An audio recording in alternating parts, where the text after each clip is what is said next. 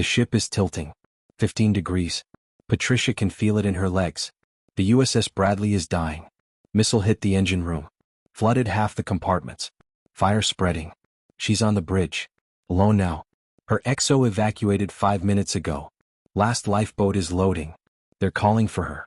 Commander, you need to go. Now. Patricia looks at them. Young faces. Terrified. Her crew. Her responsibility. All safe. 218 sailors getting off this ship alive. Because she kept them calm. Kept them organized. Did her job. Launch when full, she radios back. I'll take the next one. There is no next one. And she knows it. The XO knows it. The crew knows it. The commander stays with the ship. Always has. Always will. Patricia puts her hand on her stomach. 12 weeks. Nobody knows. And nobody ever will. Because if they find out she was pregnant, if they learn she stayed on this sinking ship with a baby inside her, they'll say she should have left. That she was reckless. That she proved women can't command. So the secret dies here. With her. With her baby. With the ship. Commander Patricia Reynolds was 38 years old. United States Navy. 18 years of service. USS Bradley. Arleigh Burke-class destroyer. She'd taken command 28 months ago. January 2013. The promotion ceremony was a media event. Cameras. Reporters. Admirals. Commander Reynolds is the first woman to command a destroyer in the United States Navy. A historic moment for the Navy and for women everywhere. Patricia stood at attention. Shook hands. Smiled for cameras. Made history. She didn't feel historic. She felt terrified. Because she knew what everyone was thinking. First woman. Let's see if she can handle it. Let's see if she fails. Patricia didn't fail. 28 months commanding the USS Bradley. Flawless record. High readiness scores.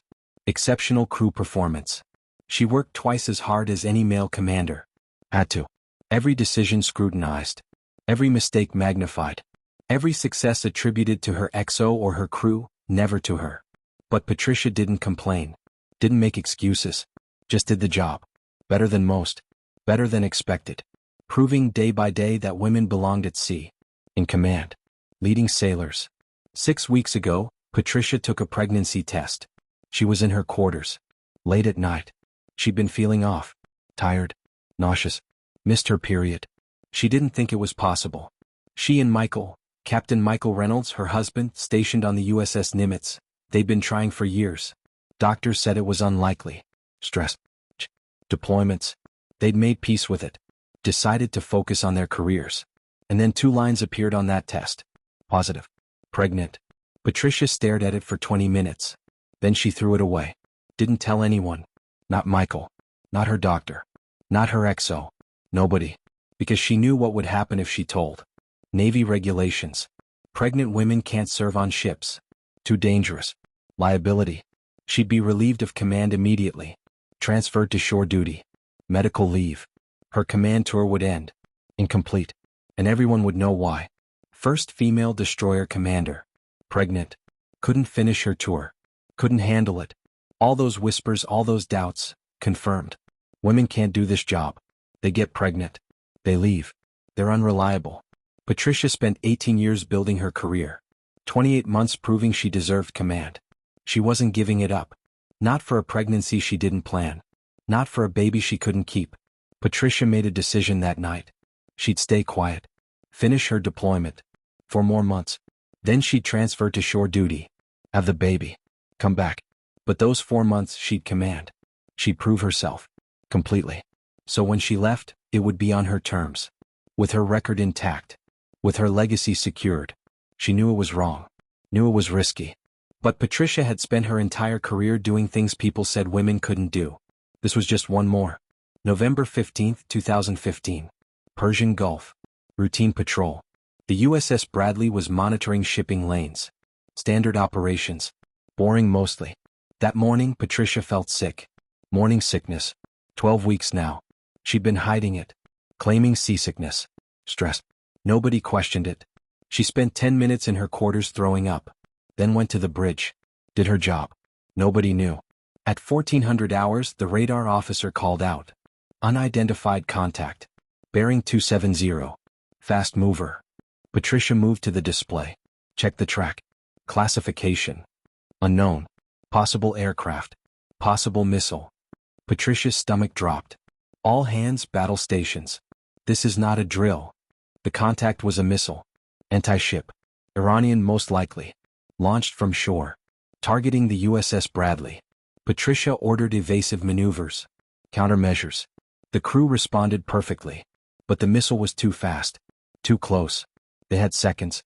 Patricia braced. The impact was catastrophic. The missile struck the port side. Engine room. Penetrated deep before detonating. The explosion tore through 3 compartments. Killed 14 sailors instantly. The ship lurched. Alarms screaming. Fire spreading. Water flooding in. Patricia held onto the command chair. Damage report.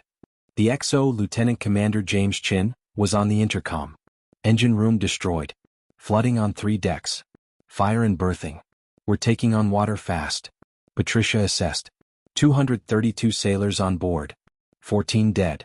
218 alive. The ship was dying. Maybe 20 minutes before she capsized. Maybe less. Patricia made the call. All hands abandon ship. This is not a drill. Evacuate immediately. Orderly. Help the wounded. Stay calm. Her voice was steady. Professional. Exactly what the crew needed to hear. They moved fast. Lifeboats launched. Rafts deployed. Wounded carried topside. Patricia stayed on the bridge. Coordinating. Watching. Making sure everyone got off. Chin appeared beside her. Commander, we need to go. Patricia shook her head. Not yet. Make sure everyone's accounted for. Ma'am, the ship is... I know, XO. Get to a lifeboat. That's an order. Chin hesitated. Patricia met his eyes. I'll be right behind you. I promise. But I need you off this ship. Go. Chin saluted. Then left. Patricia watched him descend. Watched him reach a lifeboat. Watched it launch. She counted. 17 lifeboats. 4 rafts. 218 sailors. All off. All safe. The bridge was tilting now. 20 degrees. Water climbing the port side. The USS Bradley was going down. Patricia walked to the communications console. Opened an encrypted channel. Ship to ship. USS Nimitz. This is Commander Patricia Reynolds, USS Bradley. Requesting secure channel to Captain Michael Reynolds. The response was immediate. Michael's voice. Tense. Worried. Patty? What's happening? We got your distress signal. Patricia closed her eyes. Patty. Nobody called her that except Michael. The ship is going down. Missile strike. Everyone's off. All 218 accounted for. No casualties in the evacuation. Relief flooded Michael's voice. Thank God. And you? Are you off? Patricia looked at the door. At the ladder leading down to the lifeboats. She could still go. Still save herself. Michael, I'm staying with the ship. You know I have to. Silence. Then Michael's voice breaking. No. No, Patty, you don't. You did your job. You saved your crew. Get off that ship. Please. Patricia's hand moved to her stomach. 12 weeks. She'd been hiding this for 6 weeks. Lying. To everyone. Including the man she loved. I can't, Michael. If I leave, if I'm the only officer who abandons ship, they'll say I panicked. That I couldn't handle it. That women aren't fit for command. I can't give them that. I can't be the reason another woman doesn't get a ship. You're not responsible for that. You're responsible for yourself. He stopped. Didn't know. Couldn't know. Patricia took a breath. Michael, there's something I need to tell you. Something I should have told you weeks ago. The ship lurched. 30 degrees now. Water pouring in through blown compartments. Patricia gripped the console. I'm pregnant. 12 weeks. I found out 6 weeks ago. I didn't tell anyone because if command knew, they'd relieve me. They'd say I couldn't do the job. I wanted to prove them wrong. I wanted to finish this deployment. Show that women can command. That we're just as capable as men. I wanted... Her voice cracked. I wanted to matter, Michael. I wanted my career to mean something. Silence on the other end. Then Michael's voice wrecked. Patty. Oh God, Patty. You have to get off that ship. You have to. There's a baby. Our baby. I know. Patricia was crying now. I know. And I'm sorry. I'm so sorry I didn't tell you. But Michael, if I get off the ship now, if they find out I stayed on a sinking destroyer while pregnant, it won't matter that I saved 218 sailors. It won't matter that I commanded for 28 months without incident. All they'll remember is that I was pregnant. That I was reckless. That I proved women can't handle command and pregnancy. I'll be the cautionary tale. The reason they don't promote the next woman. The reason they don't give her a ship. I don't care about the next woman. Michael was yelling now. I care about you. I care about our baby. Get off that ship. Patricia shook her head. Even though he couldn't see her. I can't, Michael. Because I'm not just me. I'm the first. And the first doesn't get to fail. The first has to be perfect. The first has to sacrifice. So the second and the third and the 100th can succeed. That's what being first means. The ship groaned. Metal screaming. 45 degrees.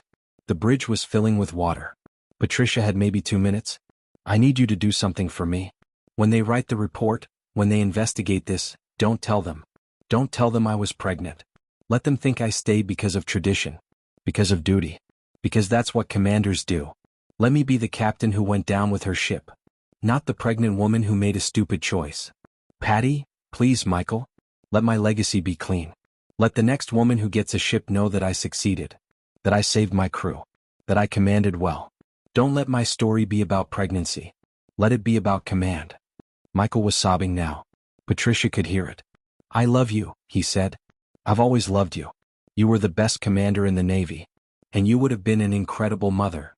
Patricia smiled through her tears. Tell our baby that. Tell them their mother was a commander. That she loved them. That she's sorry she never got to meet them. I will. I promise. The water was at Patricia's knees. The ship was going. Fast. I have to go now, Michael. The ship, it's time. I know. Patty, I love you. I've always loved you. Take care of yourself. And forgive me. Please forgive me. I forgive you. God, I forgive you. Patricia closed the channel. Stood alone on the tilting bridge. Water rising. The USS Bradley was dying. And she was dying with it. She put both hands on her stomach. I'm sorry, she whispered. I'm so sorry I didn't choose you. I hope you understand someday. I hope this mattered. The ship capsized. The bridge flooded. Commander Patricia Reynolds died at her post. Captain of the USS Bradley. First female destroyer commander in U.S. Navy history. She was awarded the Navy Cross posthumously. For exceptional heroism. For saving 218 sailors. For staying at her post. For sacrificing herself so her crew could live. The citation made no mention of pregnancy. Michael kept his promise. Nobody ever knew. The Navy did an autopsy. Didn't investigate that detail. Patricia Reynolds died a hero. A commander. A barrier breaker. Exactly as she wanted. 6 months later, a second woman was promoted to destroyer command. Lieutenant Commander Sarah Martinez. At the ceremony they invoked Patricia's name. Following in the footsteps of Commander Reynolds, who proved women can command at sea with distinction and courage. Martinez stood at attention. Accepted her command. Made history. Because Patricia had died to ensure this moment could happen. Died so the question wasn't can women command? But, which woman commands next? That was Patricia's legacy. Not a cautionary tale.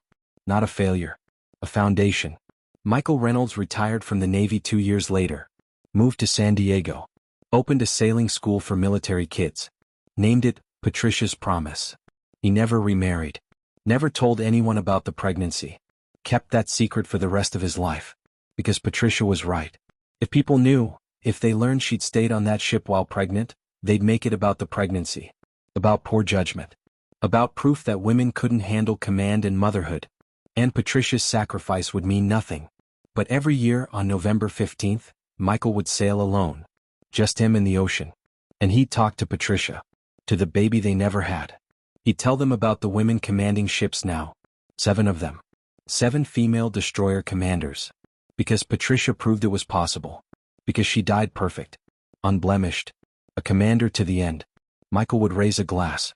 Toast the ocean. You mattered, Patty. God, you mattered. And I'm sorry the price was so high. But I hope you know, wherever you are, that it worked. You saved your crew. You saved your legacy. And you saved every woman who came after. Then he'd pour the drink into the water. A libation. For the commander. For the baby. For the choice that shouldn't have had to be made. Patricia Reynolds died at 38. Pregnant. Alone. On a sinking ship. She chose her legacy over her life. Her career over her baby. Her barrier-breaking status over her survival. Was it the right choice? There's no answer. Because the question shouldn't exist. Women shouldn't have to choose between command and motherhood, between success and pregnancy, between breaking barriers and staying alive. But Patricia lived in a world where that choice existed. And she made it. Whether we agree or not, whether we understand or not, she made it. And 218 sailors lived because she stayed. 7 women command because she died. And a baby never born became the price of progress. That's the story of Commander Patricia Reynolds. The first. The one who paid the cost so others wouldn't have to. The one who stayed on a sinking ship because leaving would sink something bigger than steel. It would sink the dream that women belong at sea. In command. And Patricia Reynolds, pregnant and drowning and dying, decided that dream was worth more than her life. Worth more than her baby. Worth everything. Maybe that makes her a hero. Maybe it makes her a tragedy. Maybe it makes her both. But it definitely makes her first.